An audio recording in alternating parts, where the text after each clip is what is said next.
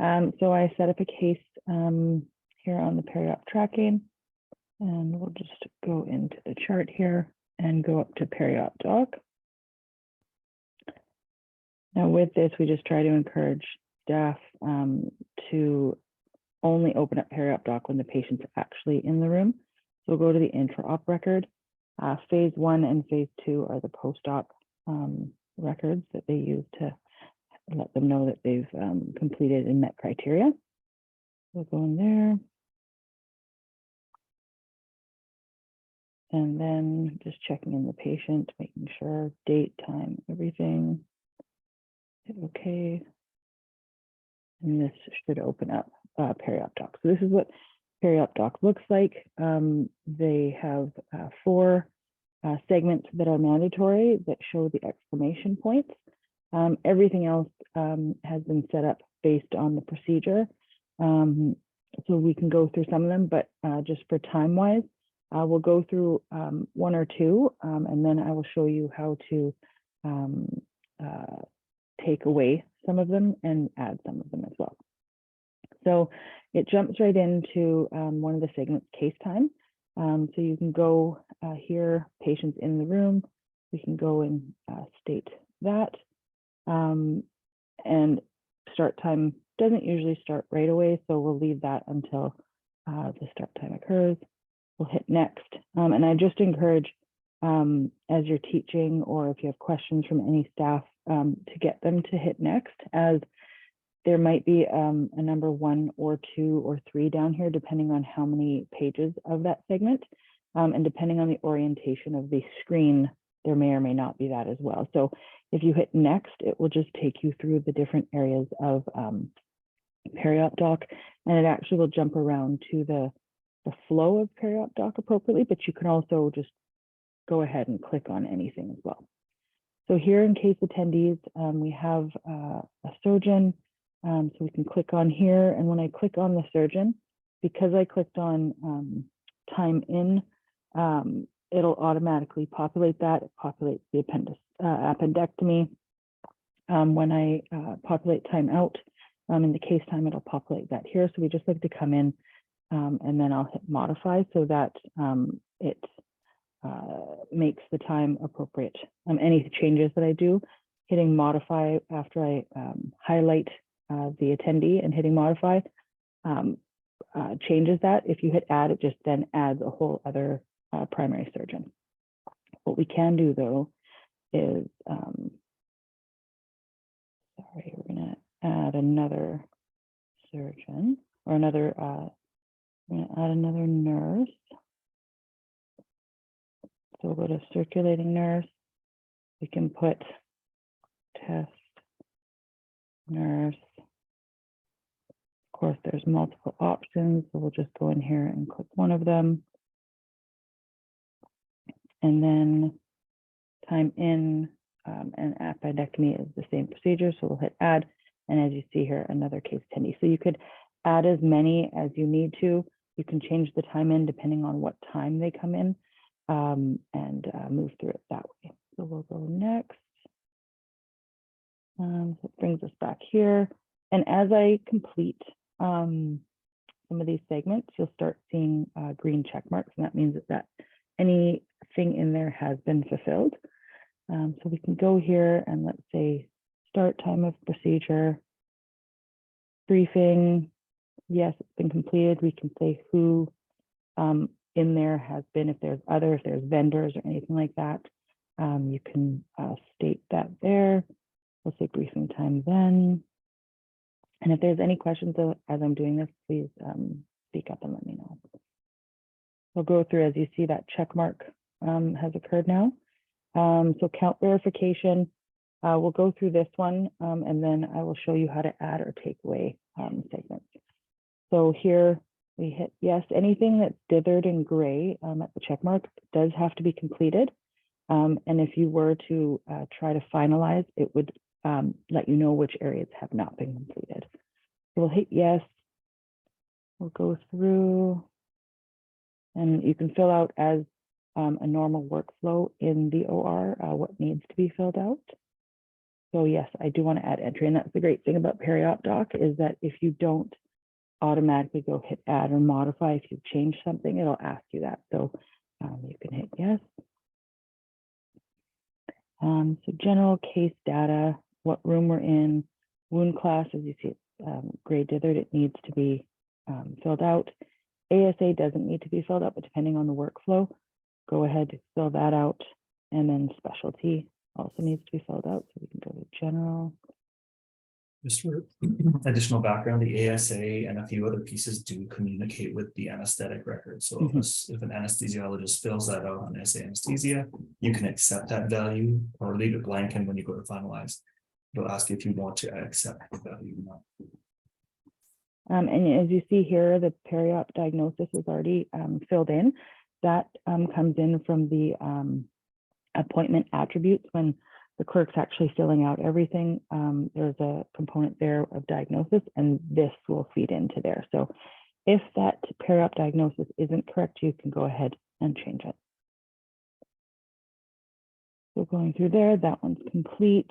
The surgical procedure, I'll click on there, and many things will already fill in there. Any modifiers that need to be filled in, there's many different options there. And it's just one of those back and forth arrows that allow you to add which modifier. Again, additional procedure that also comes from the appointment attribute. So that was already completed. So if there was a secondary procedure, and Michael, correct me if I'm wrong, a secondary procedure, you could fill that in here. And also that would come from the appointment attributes. Yeah, so in the list box where we see the procedure name and all the line items, the list box, the big thing at the top that shows everything that's attached. If there are 2 procedures booked as part of the case, 2 procedures will show, and you'll have to fill out details for both. Some sites are requiring their staff to add a second procedure into that list box as opposed to using additional procedure detail. But that's a site-by-site requirement. And to teach, we just teach them how to use the list box and add things if they need to. One thing here, if the procedure changes, we never teach them, if you click on the appendectomy procedure and it comes down into it fills the fields below, we teach them to change the procedure in the drop-down as opposed to removing it and adding a new one. And that's we always use the modify function for this. And there's reason behind that for the wait list data that's tied to that procedure order, which is interesting that it flows through the documentation, but that's the way the system works. So we don't teach them to remove anything that's already been added as part of the booking process. Perfect. So as you see here, there's things already completed, but again, just have to go through and complete anything that has that checkbox there. So we'll just go there. Surgery stop time. We're not gonna do that just yet. And we'll hit modify, but if I do hit next, it'll ask me if I need to modify after I've gone through the remainder. So it'll say, do you need to modify? Yes. So that's kind of nice, that reminder. So again, there's, I'm gonna go up to this, adding segments, the asterisk file folder. So if I click on that, excuse me, it gives me the options to add segments. So what's on the right side is everything that already exists here in the intra-op record, the Periopdoc. What's here is aspects that I might not have added or need to add. So I could go through here, add skin prep if I wanted to, and just hit the arrow over and it'll add here. If I didn't want it, I could remove it that way. Or if I found that there were segments that I actually didn't want to be using, I could take those. I can't take it away when it is in the procedure. What I'll be able to do is actually, so I'll go here, right click, I'll be able to discontinue that area. And when I discontinue it, it grays it out. If you find during the procedure that you do actually need to use that area, you can go back in and activate and it'll bring it back. But I'm going to go through just for time-wise, just discontinue a few areas unless anyone wanted to see any of these specific areas. Just discontinue there. There's nothing I really wanted to see. There's one thing I wanted to mention on the patient positioning section. When you click here, you see that there's actually a line below section name where it says default 1 appendectomy, just on the left there, sorry. Yeah, so this is something, that's going to be covered when I talk about preference card maintenance and how they can set up, the clinicians can set up options to make their documentation faster. So for example, if they know the positioning is like 99.9% always the same across all their surgeons, the clinicians can create an entry here that fills out some of these fields automatically. So if I click on that line item, again, sorry, the default one, click out of the segment and maybe click back in, sorry. Or just to any other Periopdoc segment. Sorry. That's okay. And then back into it. We'll say, yes, we want to overwrite the existing results.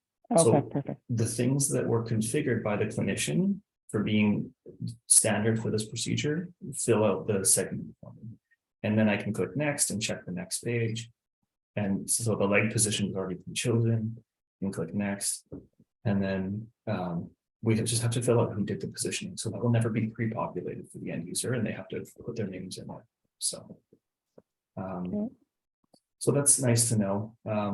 It's a way that they can gain efficiency for the OR. But I'm mentioning it because it pertains to prep card maintenance. So you're good to keep going. Awesome, thank you. So I'm just going to go through here and just take these, discontinue these out.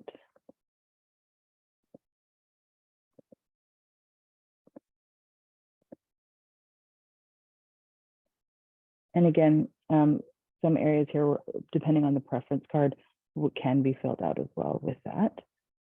Sorry.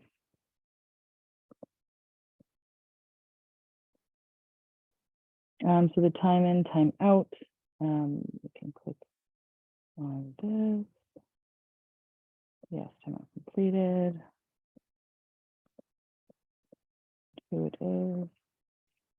And Michael, with regards to CWS, is that something, the sites that do have it, any of this will be filled out already? CWS does not communicate with Periopdoc right now. There is a project in place to look at having these times be sent over from CWS to land in Periopdoc. It's not finalized right now. So it's not, but yeah, that's the testing they're doing. There's a plan to roll it out, but it's not finalized, and the workflow isn't even solidified yet. So I wouldn't want to like speculate or tell you guys anything. One of the things we know that's true is that the way that Periopdoc works is that it only likes having one user in at any one time.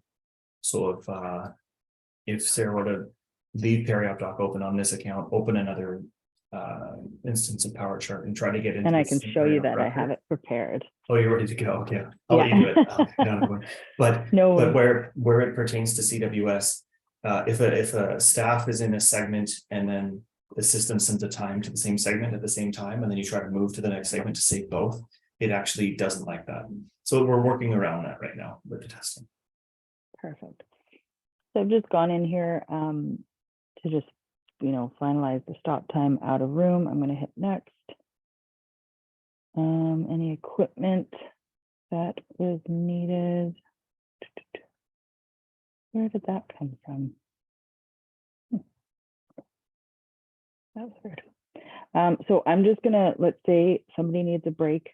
And another nurse comes in to do take care of this case. So I've just signed in under nurse with anesthesia. I'm just gonna go into the interop patient here. Let's just click into the patient. Sorry, they're not out of room yet, but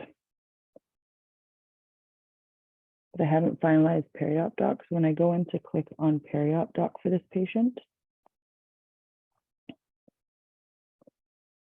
it's going to state that it's been locked. I can hit unlock, and unlock one more time, and it'll bring me into the Periopdoc. So I've been able to unlock it, and the nurse previously is now no longer in it. So that's the benefit there. So we're going to go up to case attendees, just verify time out. As you see now, that has been completed. We're going to hit next. It should change. I have a question. Yeah, go ahead. For case attendees, let's say you have like research assistant or like a nursing student, how would you enter that? So there is nursing student here. And from my understanding, even in Go Live, I was able to work in the bronchoscopy suite. Nursing students, because of their accesses, they are given access. So when you go to case attendees and type in their name, they are there. There's provisioning for them, access and provisioning.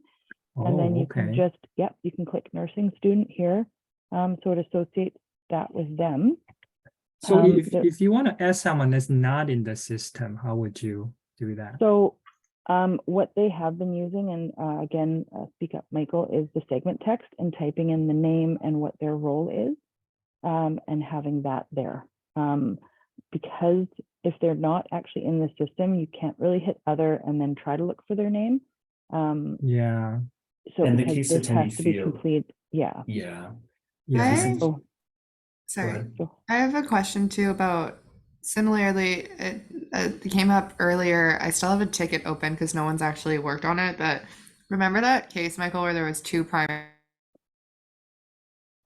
Oh, you just muted. sorry, yes, you're muted right now. Oops, sorry. I don't know why my computer keeps doing that. There was a case a while back that had two primary surgeons. I guess it was like a joint surgery. And I think the nurses had actually put both surgeons in as like a primary, but it automatically defaulted one in like the output of the document as a secondary surgeon. And they got listed in like in the OR note, they got listed in like the provider OR note under like the assistants, like where the residents and stuff would fall.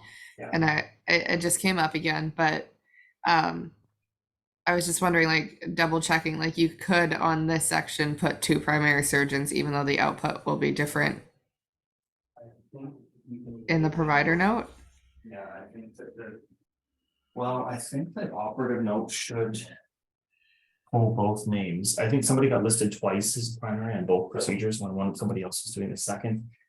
I think Periopdoc isn't smart enough to know that there shouldn't be two primaries for one surgery in that field. So I think it will hold to the operative note, however you put it in here. In scheduling, you can only place one surgeon as the primary. Well, it was the output of it. So when the provider went to write their note, yeah, that provider was listed as a secondary under, you know how there's two sections in the provider OR documentation. yeah. They were listed with like the residents and whatnot, even though they were one of the primary surgeons, but there was two primary surgeons. That might be something to do with the way the note template functions. I don't know if it's Periopdoc or the note template, so that's something we'll have to investigate. Okay. Yeah. It's just me seeing this side of it because I got tasked with like investigating that, but I didn't understand this side. So interesting to see that you can select two primaries. Yeah, and you can add them at different times. And but yeah, I can reach out to Megan Buckle and see. Well, let's try adding a second primary surgeon for the same procedure. So just modify the one you're on, I guess. Or clear the fields. Yeah, I still have the ticket open. I tagged Sammy and Wazi in it to review, but they've been busy with other stuff. So because I agree with the physician that. Oh, can you do like a secondary surgeon then instead of a primary? You can do a secondary, yes. Yeah. But in this case, they were both primaries because they were both like it was a co-procedure. Oh, I see. Was it a co-procedure for one of the procedure or for? I think it was like two services working together, and they were both like kind of primary, like they were both primaries. He was saying, like he wasn't secondary. Did they have secondary. two procedures on the operative record or just one? I believe they had two procedures. I'm not sure. It was a while back. The ticket's still open on our dashboard, and it's assigned to me. Okay, no worries. Okay, so I've added two primary. We can see what it reads in the end. Yeah, if you hit the read, oh yeah, go for it. Sorry, go ahead. No, you're good. Okay. Yeah. I'm just going to go through here. So the stop time is now done. We're going to, so again, just making sure that you highlight the procedure. If you don't, and you move forward, sometimes it adds multiple, and that could be a deficiency in the end. So hit next. Wound class, there, fine, it's slow, it's checked. And then I just have to do the safety check. Again, the only ones that are mandatory are these four. Everything else is just dependent on the procedure. Okay, so now that I see that everything's checked. I can go to pick list, and here we're going to hit fill, then use, and then return unused. And that should fulfill the pick list. And go back to documentation, and there's that green flag that should allow me to finalize. But there is one. Oh, account verification. 1 second. So it gave me a deficiency. I'm going in here, yes, and we just have to finalize. So it's kind of nice letting me know that something needs to be modified. So I'm going to click modify, next. And then we finally get that check mark. We'll hit. So now there's no deficiencies or deficit. So yes, I'd like to finalize. So it goes from that and looks like this, and we've all kind of seen this in the documentation section. If you do need to modify anything, if procedure needs to be adjusted or anything needs to be added, you can go here and click unfinalize. It just asks for a reason. So document an error, correct documentation. And you can put a comment there if you need to, and then you can open it back up, go within whichever area that you needed to adjust, and then finalize again. And this will add a timestamp and a signature for whoever did that. So that was a question that came up during Go Live from some of the staff that, you know, how do I sign that this document was done? Anytime you hit the green flag, it'll timestamp. And then where you can find this, I think we've all found it, but it is in the documentation section and right there. And so you can let other staff know where to find it. And we can see what it says for the surgeons. Yeah, it just states here and here that they're both primary. So I'm not 100% sure, Yasmin, where it was. So I think it's in the when the provider then goes to like do an OR note. Oh yeah, Yeah. okay. I'm not in the So provider. this case number though, can you give it to me? And then when I demo, I'll run the operative note and show you guys what it looks like. Yep, so it's VOR 2023194. Okay, I'll pull that up when I do after I'm done the preference cards. Awesome. Any questions about that? Sorry, can we go back to the case attendee question? Mhm. So I found that if you don't enter anything in the name field, even though you can free text it, it wouldn't let you finalize. That's right, it's a mandatory Yeah. piece. Yeah, so you have to put something in there. So what would you put in the name? You can't use yeah, go ahead. So you can't, if you don't, so like, let's go with the vendor. Okay. If they're not in the system, Yeah. you would have to go back down to let's go here. Case attendee. So you wouldn't be able to put here other without their name. So you would just document down here, John 3M vendor.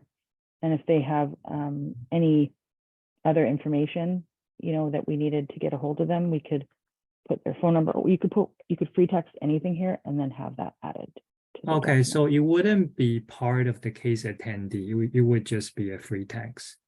It would be a free text, but it would be on the documentation. So right. If there was any infection control issue, at least there's some name and some contact information and who they were documented here. Okay. And Sarah, when you finalize this, we can show where that shows up on the finalized document as well. Go there.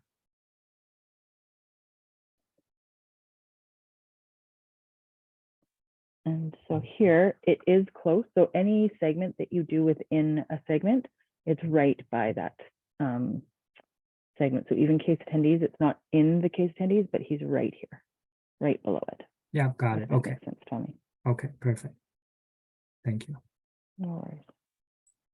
And this Any comes other back to a questions? decision that we are working on to try and get perioperative assistance to be searchable in that search field, Tommy, even though they don't actually ever participate in documentation or have access to the system to do so, which is like a weird ask from DGH, but they wanted to be able to have them as a discrete name entry in the case attendees as opposed to a free text at the bottom. I Mhm. see. Okay. But it's Yeah. very rare that if somebody is not a VCH staff, that this will ever be an opportunity. So if it's a company vendor, they'll never be searchable. But if it's anybody on site that we want to add to this, it's a process that's, but Yeah. we can do it. And the students are Yeah. searchable. It was pretty Okay. awesome. Okay. They Cool. were kind of shocked that their name was in the system. Anybody provisioned with access to the system is searchable. Okay. All right, so if there's no more questions, and Michael, if there's nothing you think I need to continue on with, I'll stop sharing. No, I think that's great. Thank you so much for taking the time. I'm hoping that it was useful for all of us. Yeah, I hope it made sense. Okay, I'll start sharing. I'm gonna hop into preference card maintenance. So I'm gonna do it from scratch to show you what it looks like to get into it, because it looks a little blank when you first get in there. So for reference, preference card maintenance tool is a long name for a very simple thing. So the team lead position is the one that has access to it in our build domain. So feel free to use that position if you want to get into it. It did default to the surgical area I was on last. I was hoping it wouldn't. Sometimes these show up blank. So you may need to choose your surgical area for the type of document you want, and then the document type you'll have to reference again as the introp record. There are no preference cards for phase 1 and phase 2 because there's nothing to set up for that. If I'm looking to see what exists in the system for a specific procedure, I can search by the procedure name. If I type a prefix like arth, I'm going to get everything that comes up with arthroplasty, arthrodesis, arthroscopy, arthrotomy as a searchable potential name. And these are restricted by site to what I do at my site. So that's something that's set up by the design team and validated with the site before we go live. I'm going to pause for questions. That's several points, but I'll pause now if you have any. Okay, so if a clinician comes to me and says, I don't know what codes exist for my site, we actually have developed reports that support them in terms of determining what exists for their site. So if I go to Discern Reporting Portal, I'll show you 1 or 2 things that exist there. Again, remember to use the team lead login if you're coming to Discern Reporting Portal to see this, because not all the reports are shared across the Periop nurse position.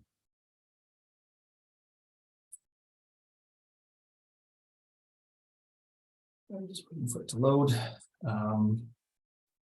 So if I go to MPL, which is our master procedure list, there is a surgery master procedure list here that I can run. And this will tell me all of the procedures that are linked to my site. And I can use it to create an Excel file that I can filter. I'll just show you what it looks like to run the report, but I already have a file created that I can show you afterwards that we don't have to create again. But I just pick my location and the location for which I'm working in. And then I can go to exportable for the Excel file type or printable for PDF. Personally, I think the exportable is much more useful. I can sort by the code or the description.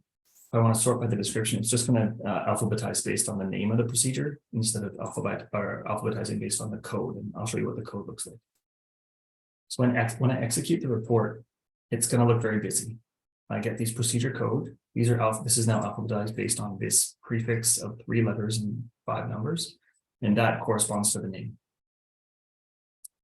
Any questions right now?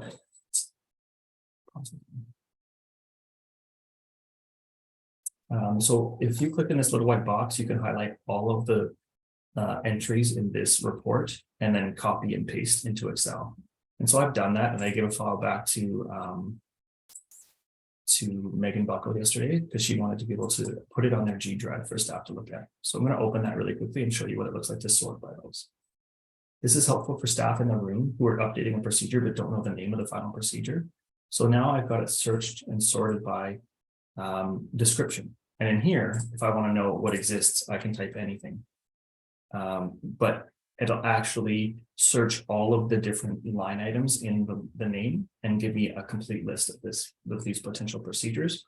Whereas when I do it in here, if I put test, I'm not going to get anything because it doesn't search as well as an Excel file would search. It doesn't search within words. It doesn't search in weird ways.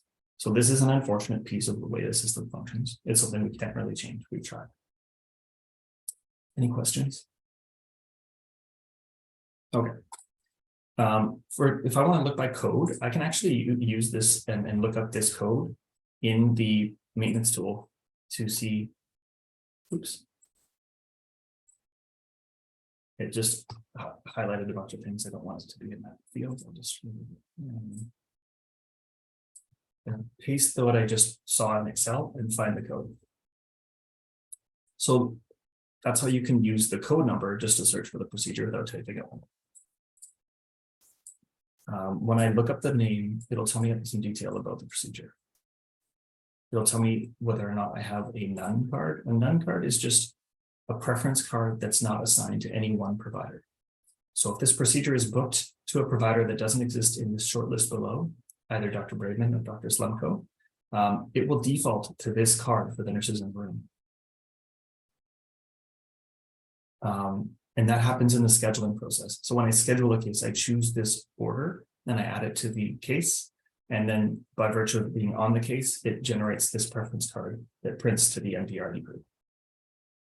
And this is where the complexity of scheduling flowing through to day of surgery for MDRD and then for the nurses in the room is all tied together.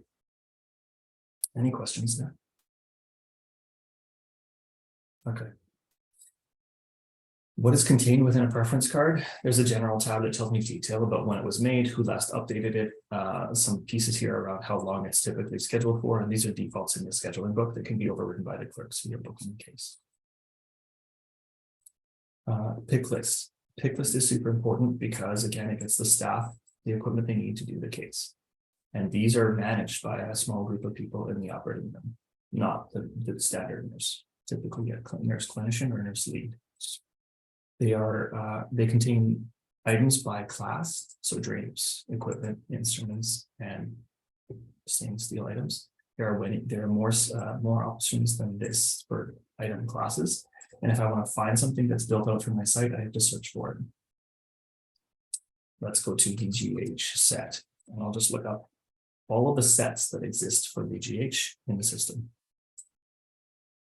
At this point, if I knew a little bit more about the name, let's say I knew it was actually an arthroscopy set.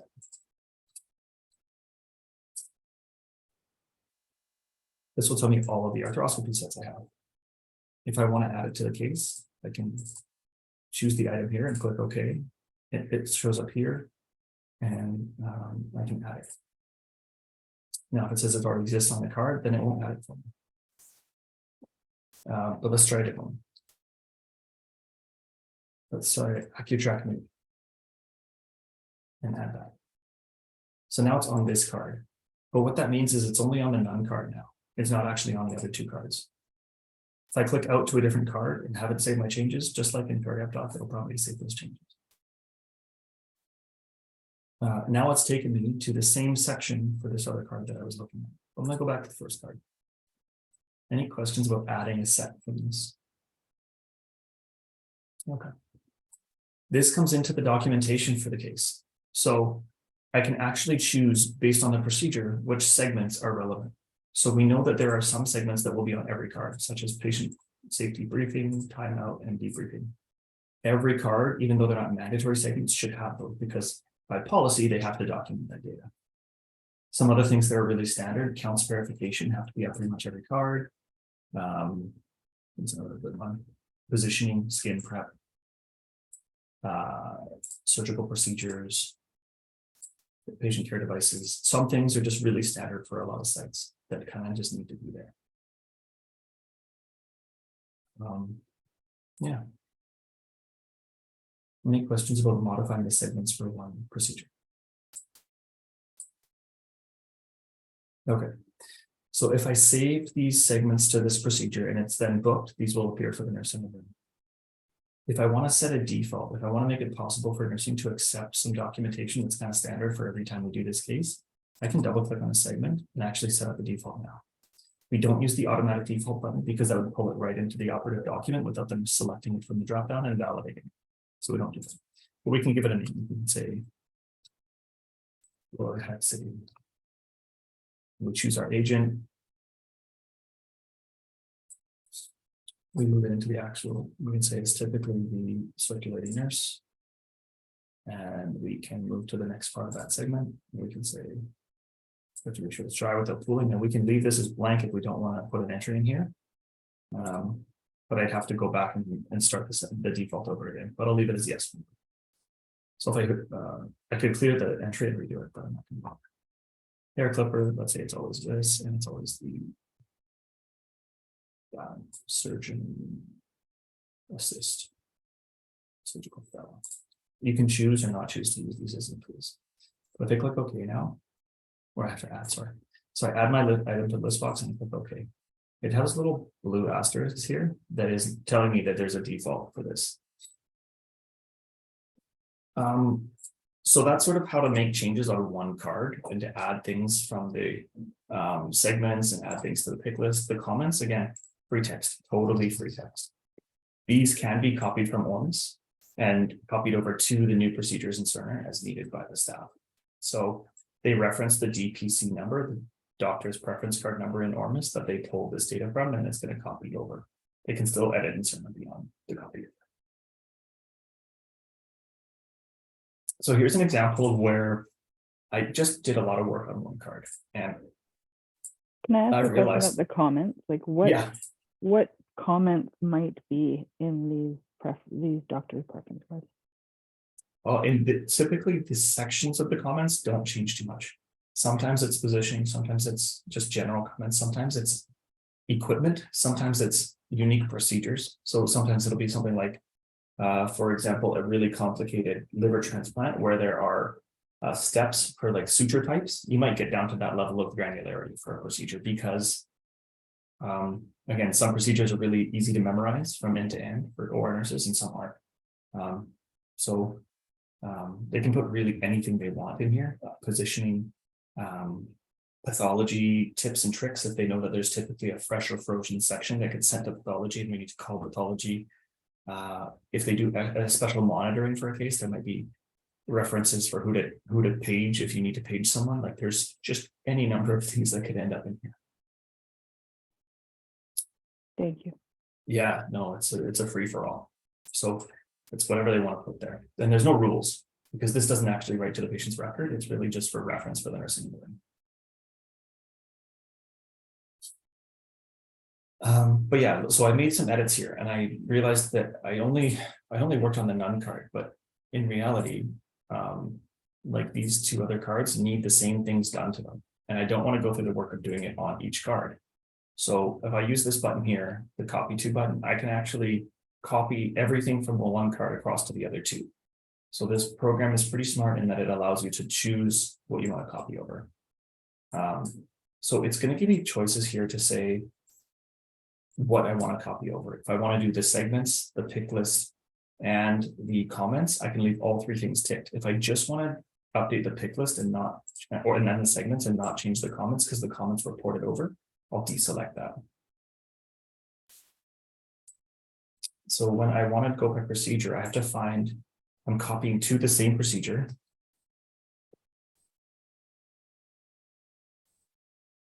And it's going to show me the ones that aren't the one I'm copying from. So if I want both of these included, I can highlight both at this point. If there was no card created, like if there were no surgeon specific cards made for this provider yet, I can create a blank card and change it later and change the name and the specialty as needed. But in this case, we have them already loaded. We're just going to copy to them. Any questions? No. So I hit next. Now I have to choose what happens when each of these things are checked by the system. So when I'm copying segments, do I want to replace the segments if the segments already exist? Because I've built out defaults for my new card? Probably. When I copy comments, segment comments, I'm going to replace. So I'm going to replace everything. If I don't want to replace, I can ignore or I can delete the existing comments. If I choose ignore, I'll get both comments. If I choose replace, I'm going to replace the existing. If I choose delete, it's just going to delete the one they're copying from. Same with, so it's showing me both cards. Because I'm copying to two surgeons, I see it once here and I see it once here. It's because I have two different surgeons. Any questions? This is a very long box of text, and it's very stressful sometimes when I look at things.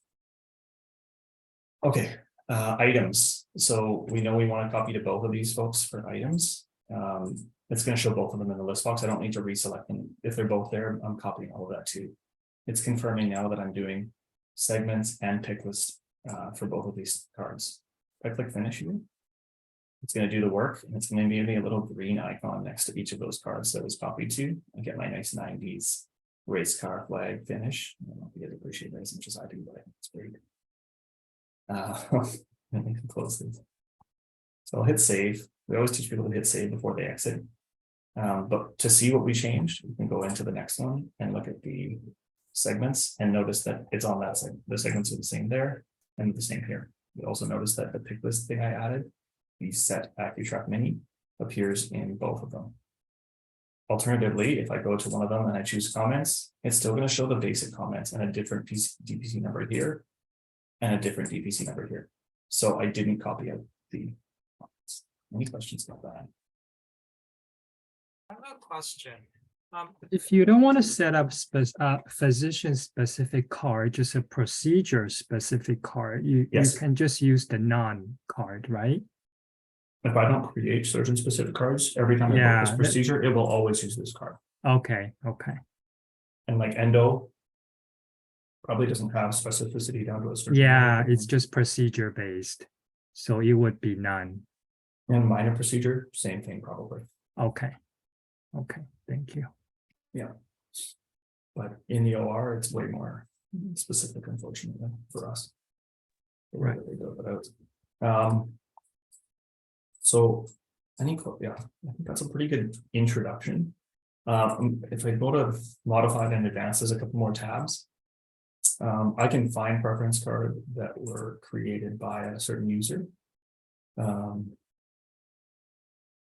can find preference cards that were updated by a certain user if I want to do that. Or if I just hit none, I'm just finding pretty much every card that exists. One thing about the system is that it can only search for 300 at a time. So you'll see 300 preference cards displayed below. If I keep hitting get more, it will add 300 each time I do that until I run out of 300 stat because I've found all of them. So I think there were 1,756 cards at VGH.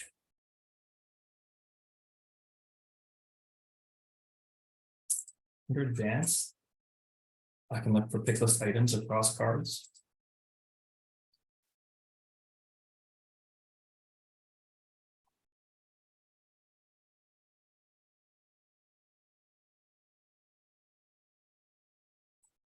So I have to add it from here down to here, but then I can find cards that contain that. And there's like 2 cards. So it's very simple when you're only looking for something really specific. So would that be used if there's a recall on something, and then they could look at all the, like, would this help them find all the cards that had that item? Definitely, if you're looking by specific item. There are also reports that look at recalls, and those are built out to run the recall report against cases completed. So it wouldn't just, you wouldn't just know if it was on a card, you would know what case numbers it was attached to and be able to follow up with specific cases. And those reports exist in Discern Reporting Portal. But this is if I wanted to change all the items for all the cards that use this item, I could do it here. Okay. Yeah. Good question. All right, I'll finish there with doctor preference cards and show you guys the piece about the doctor's note. So let's check on that before we hop on. I think I'm already in, actually, sorry. Okay, and in is the MD Surge. You guys are comfortable with case, well, they don't have case.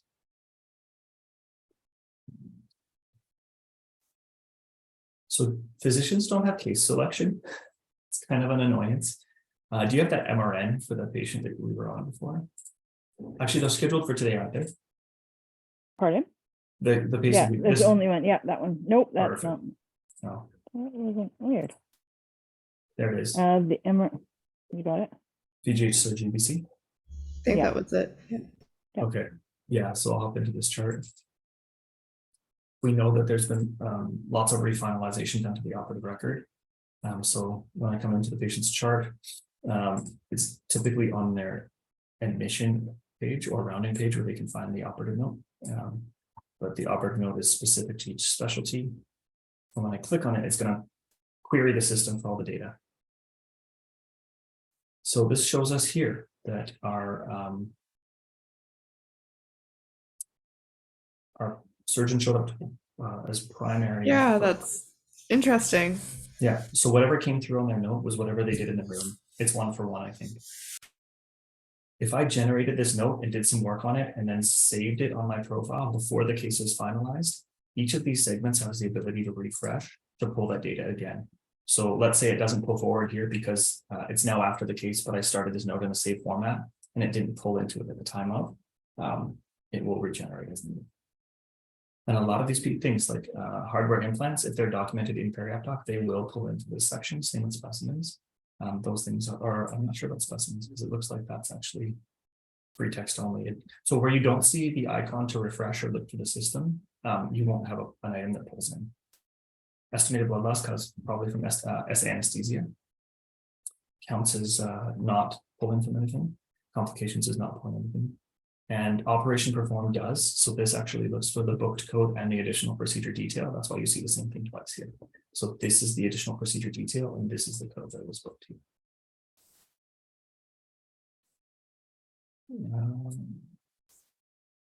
Pre-op diagnosis, again, if she had modified it in the operative record, it would have come through here. Typically, staff aren't modifying this very much unless it's obvious that in the case there was a really the diagnosis during booking was not the same diagnosis that came out during procedure. But it's rare-ish.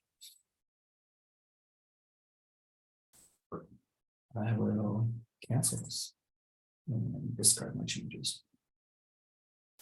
Any questions about preference card maintenance tool?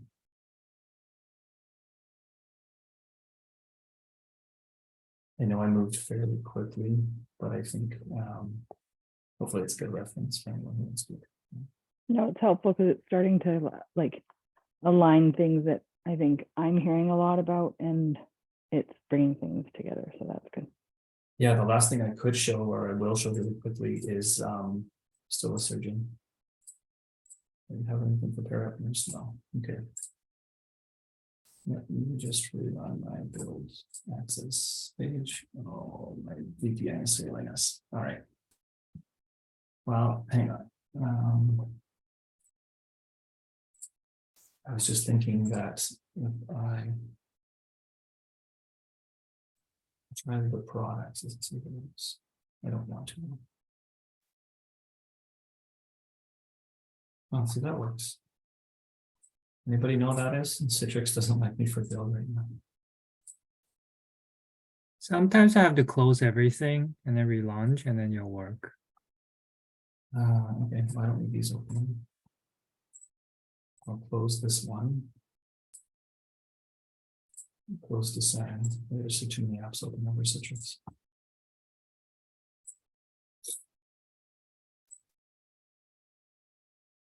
There you go. Sounds right. So if I come in here, I was going to, oh, sorry, I was going to go to scheduling, but I can do it from PowerChart. I was just going to show again what it looks like when they book the cases, and now you can think about where those things flow forward. That's the last piece to tie it all together.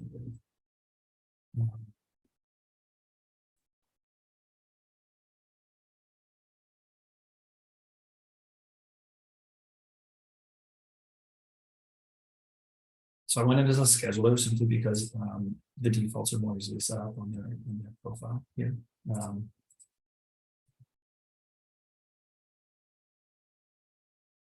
So Bitcoin VGH encounter.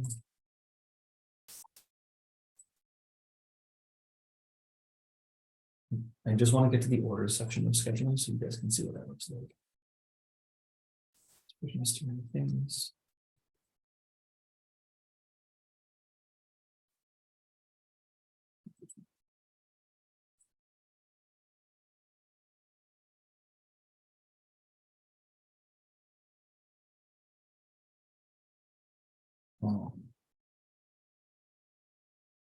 So when I'm booking a case, I have to choose some things here that some flow, some places and I'll flow others. Again, pre-op diagnosis, this fills out the operative record. So whatever I put here shows in that section that Sarah showed.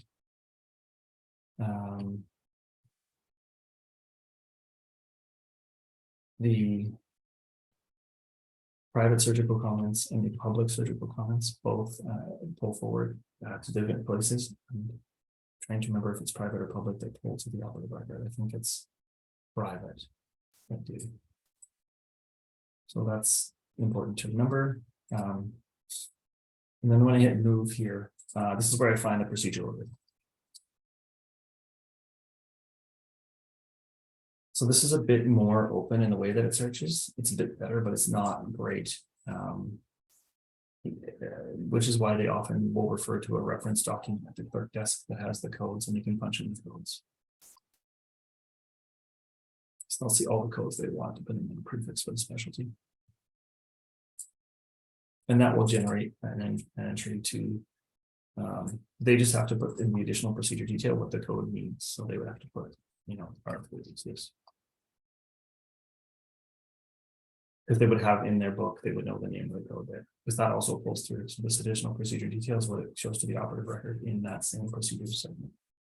This is where those numbers come from the pick list. The set cleanup and default duration for the procedure is configured here. So when I add this, it's now an order tied to this booking, which is why it's important to keep that same order and modify it as needed in the operative record. I think that's it.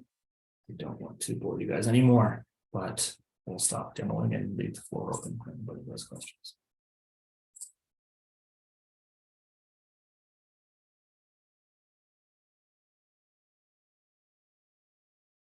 I don't blame you. I'd be there too. So. No, it's been helpful. It's a lot of information. Yeah, I feel like I need to sit down and rewatch those. Me too, but that was really good. Thank you. Could I just ask a quick questions about the primary procedure? So you could have more than one primary surgeons, but can there be more than one primary procedure, or it has to be just one primary? We teach them always to book with one primary procedure only for SBR extract rules. Really good question. So if I wanted to look at the attributes, I'll bring it down here, pick a time, say, okay, and if I want to look at them again, I can drag it back up. I'll clear my and drag this. I'll just confirm this and then drag it back up. It just allows me to be able to look at the details again. Keep my active encounter. And so in here, so that now shows me the code that I chose based on the name, or like that number, which was, I had no idea what I was choosing, but it was mastopexy, so I didn't know, whatever. But here, primary procedure, yes, no, has to be set to yes for one of them and no for any others. Secondary surgeon, I think here I'm allowed to add secondary surgeon. So if I wanted to add a secondary surgeon, let's say it's a combined procedure where I knew that I can have one primary and one secondary and one first assistant. And those people will pull through as case attendees in the operative record. And I have a feeling this is where Yasmin, they might have allocated that surgeon as a secondary and it just kept pulling in a secondary. Maybe because nobody changed it in the room. Yeah. Well, I think when we checked the record, it showed as primary. It may have been edited after the surgeon had already started his note. Correct, which means that if they wanted to do that, if they wanted to edit the note again, they could go and refresh the section, but they probably didn't know to do that. Yeah, and I think he submitted it and then came to us after. So I'll just close that ticket then. So this just proved it all wrong. Thank you. Or I figured we'd come to some conclusion about it. Knowledge transfer is good for something. Woo! Yeah, Well, well, I that's just, like I sense. said, I don't know enough about the Periop side to really understand how it affects the providers. So now I do. And Now I I think get vice it. versa. It's really nice for the people supporting the nurses in the room to say, hey, if you do this, your surgeon's not gonna like you very much. So those are shared pieces. Good question, Tammy. Thank you. No, that Yeah, was that good. if they make Thank you. any edits to Periopdoc, it'll affect the output of the documentation for providers. So it's good to fix those things right away. Yeah. So as soon as they open their note, unless they refresh, all that info is going to be whatever it originally was. Yeah, and sometimes providers need to be reminded not to try and open their note too early, or that they need to refresh if they're going to do that work at home before coming in for surgery. Because sometimes surgeons like, I'll start all my 3 notes for the day because I just like to be efficient. So Yeah, we teach them that in training, but they don't listen. that's okay. But it's just they have these habits that are hard to break, and it's not their fault really. It's okay for them to do it. They just have to refresh them. But I will let you guys go. It's 3 minutes too, and give yourself a bio break, 40 minutes. And I'll post this recording to the team page, and I'll put the link for it in the meeting. Thank you. That's very Thanks, Thank guys. you.